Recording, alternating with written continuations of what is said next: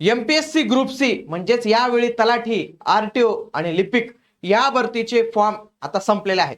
तर किती अर्ज आलेले आहेत, तुमची स्पर्धा किती असणार आहे, जागा वाढ होणार आहे का, आणि एवढे जर अर्ज जास्त आले असतील तर कट ऑफ देखील जास्त लागू शकतो का, याच्याविषयी मी तुम्हाला संपूर्ण माहिती सांगणार आहे. म्हणून व्हिडिओ तुम्हाला शेवटपर्यंत पूर्ण बघायचा आहे.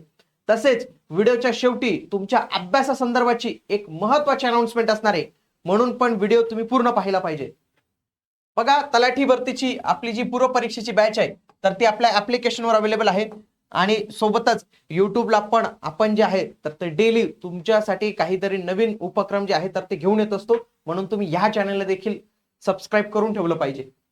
बघा, नुकतीच न्यूज आलेली आज एमपीएससीचे 5,707 जागांसाठी अर्ज आले 11 लाखहून अधिक. म्हणजे एमपीएससीच्या पहिल्यांदाच ते जे अर्ज संख्या गेली तर ती 11 लाख प्लस गेलेली. आणि जागा किती आहेत, 5,707 जागा आहेत. 5,707 एवढ्या जागा आपल्याला जे आहेत तर ते इथं पाहायला मिळतात. मागच्या वेळी 2023 मध्ये जर आपण पाहिलं तर त्यावेळी जवळपास 11,05,000 एवढे अर्ज आले होते, ते मी पुढे घेत असतो. परंतु आपण जर पाहिलं तर सुरुवातीला सुरुवातीला जागा कमी होत्या, फक्त 2,619 एवढेच होत्या. त्याच्यामध्ये आरटीओ एक मेन होती ज्याच्यासाठी अर्ज जास्त आलेत, कारण की ते मेकॅनिकलची 5 वर्षानंतर आलेली जाहिरात आहे. 461 पदांची त्यांच्यासाठी मोठी जाहिरात असते. मेकॅनिकलच्या उमेदवारांची जे आहे तर ते अर्ज संख्या जास्त आली. पण पहिले एवढी अर्ज संख्या नव्हती, क्लर्कची एक स्पेशल गँग होती. परंतु ज्यावेळी हे पद ऍड झालं तलाठीवालं 1,539 पदांचं अर्ज संख्यांमध्ये, म्हणजे ते शेअर मार्केटच्या भाषेत सांगितलं झालं, एकदम अप्पर सर्किट लागल्यासारखं होऊन गेलं हे डायरेक्ट. तर हे एवढे, बाकी या पदांना काही एवढी क्रेज नाही आहे की खूपच जास्त फॉर्म येतील. तर पण हे पद ऍड केल्यामुळे फॉर्मची संख्या जी आहे तर ते खूप वाढून जी आहे तर ते मित्रांनो गेलेली 11,04,000 एवढे टोटल अर्ज गेलेले. मग एका जागेसाठी जर तुम्ही स्पर्धा पाहिली तर 193 उमेदवार एका जागेसाठी जे आहे तर ते इथं स्पर्धा करताना आपल्याला पाहायला मिळणार आहेत. आता 2023 ची तलाठीची आकडेवारी जर आपण पाहिली तर 5,644 जागा होत्या. तर 11,05,000 एवढे अर्ज आले होते. त्याच्यापैकी 10,41,000 एवढे लोकांनी परीक्षा शुल्क भरले होते. म्हणजे जर तुम्ही हे कॅल्क्युलेट केलं तर जवळपास 100 CR रेव्हेन्यू होता तो, कारण की 900,000 रुपये त्यावेळी फी होती. म्हणजे 100 कोटी रुपये त्या विभागाने किंवा त्या कंपनीला फक्त परीक्षा शुल्कामधून मिळालेले होते. त्यापैकी 8,64,000 उमेदवारांनी परीक्षा जी आहेत तर ती दिली होती. जागांमध्ये वाढ होणार आहे का, तर निश्चितच मित्रांनो जागांमध्ये दरवर्षी अशी पण वाढ होते. म्हणजे याच वर्षी असं नाही, तुम्ही एमपीसीचा इतिहास बघा, जेव्हापासून हा नियम आलेला आहे त्यानंतर नेहमी जागा ज्या आहेत तर त्या वाढलेल्याच आहेत. नियम काय सांगतो माहितीये का, की जाहिरात प्रसिद्ध झाल्यानंतर तसेच पूर्व परीक्षेचा निकाल अंतिम करेपर्यंत, म्हणजे जाहिरात ते पूर्व परीक्षा निकाल, रिझल्ट म्हटलं आपण इथं, रिझल्ट या कालावधीमध्ये जे काही नवीन मागणी पत्र येतात तर ती सगळी इथे ऍड होतात. जे काही नवीन मागणी पत्र येतात तर ती इथं जे आहेत तर ते ऍड होतात. जाहिरात आणि पूर्व परीक्षेचा रिझल्ट यामध्ये जे काही या कालावधीमध्ये नवीन मागणी पत्र येतात, जे काही वाढ होतात तर ती डायरेक्टली आपल्या परीक्षेसाठी जे आहे तर ती कन्सिडर केले जातात. पण एकदा जर पूर्व परीक्षेचा निकाल लागला त्याच्यानंतर कुठलं मागणी पत्र ते जे आहे तर ते ऍक्सेप्ट करतच नाही. हे आलं लक्षात.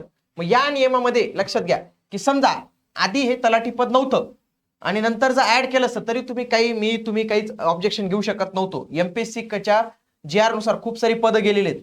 म्हणजे ज्या पदांसाठी फक्त पदवी पात्र आहे मित्रांनो, पदवी, अशी बरीच पदं एमपीएससीची जाणार आहेत, एमपीएससी कडे जाणार आहेत आणि काही गेलेली पण आहेत. त्यांचं शुद्धीपत्रक येणाऱ्या कालावधीत आपल्याला पाहायला मिळणार आहे. म्हणूनच ज्यांनी अर्ज केला असेल त्यांनी या आविर्भावात राहू नका. जागा कमी आहेत यावेळी, जागा कमी नाही, जागा आणखी वाढणार आहेत.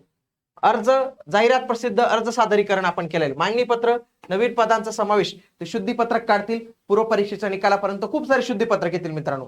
त्याच्यामध्ये काही टेक्निकलच्या पोस्ट पण जे आहेत तर ते ऍड होण्याची शक्यता आहे. आणि तुमच्यासाठी एक महत्त्वाची अनाउन्समेंट मी जी तुम्हाला सांगितली होती बघा, आता स्पर्धा तर जबरदस्त आहे, तयारी पण जबरदस्त करावी लागेल. आता याच्यामध्ये खूप सारे जॉब करणाऱ्या उमेदवारांनी फॉर्म भरले, त्यांना दरवेळी पीवायक्यू साठी खूप मोठी पुस्तकं घेऊन जाणे शक्य होत नाही. तर त्या सर्वांची एक मागणी होती, सर आम्हाला पीवायक्यू ची बॅच द्या. तेही आपण 1 रुपयात सर्व पीवायक्यू ची बॅच जी आहे तर ती उपलब्ध करून दिली महाराष्ट्रात तुम्ही पाहिलं तर पीवायक्यूच्या बॅचेस 1,000 रुपयांपर्यंत पण अवेलेबल आहेत. म्हणजे 1,000 रुपये पण घेतात त्याच्यासाठी. पण हे सगळे पीवायक्यू तुम्ही सॉल्व्ह करू शकतात.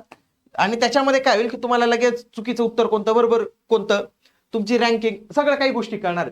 याच्यासाठी आपण काय केलेलं आहे की 2011 ते 2026 पर्यंतचे जे काही सगळं पीवायक्यू म्हणजे आत्ताची 2026 ची एमपीएससी ग्रुप बी ची जी झालेली आहे ती पण ऍड करून टाकली आपण 14 जूनची. 500 टेस्ट असणार आहेत टोटल याच्यात. 500 टेस्ट जर तुम्ही पाहायला गेलं तर उमेदवार फक्त 5-5 टेस्ट साठी, काही लोक 10-10 टेस्ट साठी हजार रुपये शुल्क घेतात. इथे या 500 पीवायक्यूच्या टेस्ट मोफत मिळणार आहे, ज्याच्या माध्यमातून 10,000 प्रश्नांचा सराव होणार आहे. 100% सर्व प्रश्न कव्हर केले जातील आणि हे सगळे प्रश्न विषयानुसार म्हणजे हिस्ट्रीचे विषय, समजा महाराष्ट्राचा इतिहास हा विषय झाला, त्याच्यामध्ये पुन्हा टॉपिक वाईज असतील म्हणजे 1857 उठाव त्याच्यावर प्रश्न असतील. हे सर्व मित्रांनो 1 रुपयात तुम्हाला मिळणार आहे. तर माझी अशी विनंती असेल की प्रत्येकाने ऍप डाउनलोड करून या 1 रुपयाच्या बॅचला एनरोल करायचं. सगळे पीवायक्यू डेली सॉल्व्ह करायचे. तुम्ही प्रवास करत आहात, तुम्ही लॅबमध्ये आहात, तुम्ही चहा पित आहेत, कुठे जेवण करतायत, काही करतायत, हे टेस्ट डेली सॉल्व्ह करत चला. डेली सॉल्व्ह करा आणि तुम्हाला नक्की फायदा होईल. कारण की या पीवायक्यूचे आहेत, या काही आम्ही बनवलेल्या आहेत असं नाही, एमपीएससीचे पीवायक्यू आहेत, त्याच्यामधनच रेफरन्स बऱ्यापैकी फायदा होतो. म्हणून इग्नाइट अकॅडमीचं ऍप्लिकेशन डाउनलोड करून तुम्ही हे सगळे पीवायक्यू जे आहेत तर ते सॉल्व्ह केले पाहिजे. आता जर एखादा उमेदवार एवढे सर्व पीवायक्यू सॉल्व्ह करेल तर नक्कीच आपल्या कट ऑफ मध्ये जे आहेत तर ते वाढ नक्कीच होईल. कारण की एवढे सर्व जर पीवायक्यू आपण केले तर नक्कीच जे आहेत तर ते कट ऑफ वाढू शकतो. आता जो प्रश्न आहे कट ऑफच्या संदर्भातला, लक्षात घ्या, कट ऑफ काही उमेदवारांची अर्ज संख्या जास्त आली म्हणून वाढतो असं नाही होत मित्रांनो, हे लक्षात घ्या. अर्ज संख्या जास्त आहे म्हणून कधीच कट ऑफ वाढत नाही. उमेदवार किती सिरियसली तयारी करतात त्याच्यावर. मागच्या पण वेळेला लोकांनी फॉर्म भरले आणि कसं असतं प्रत्येक परीक्षेला 900 राहतातच, ते फॉर्म भरतातच, म्हणूनच कट ऑफ खूप जास्त जाईल याचा विचार न करता अभ्यासासाठी आपल्याला काय काय साहित्य लागतं. आता तुमच्यापैकी बऱ्याच लोकांनी आपली बॅच घेतली असेल किंवा सेल्फ स्टडी करणारे असतील काही बुक मधून, काहींनी पीवायक्यू साठी पीवायक्यूचं बुकच घेतलं असेल डायरेक्टली, मग ते वाचतायत.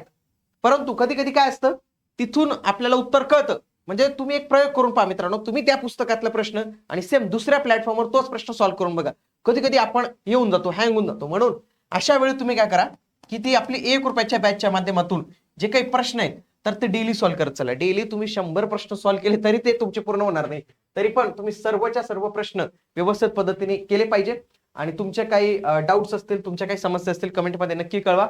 भेटूया पुढील व्हिडिओमध्ये. तोपर्यंत जय हिंद, जय महाराष्ट्र, धन्यवाद.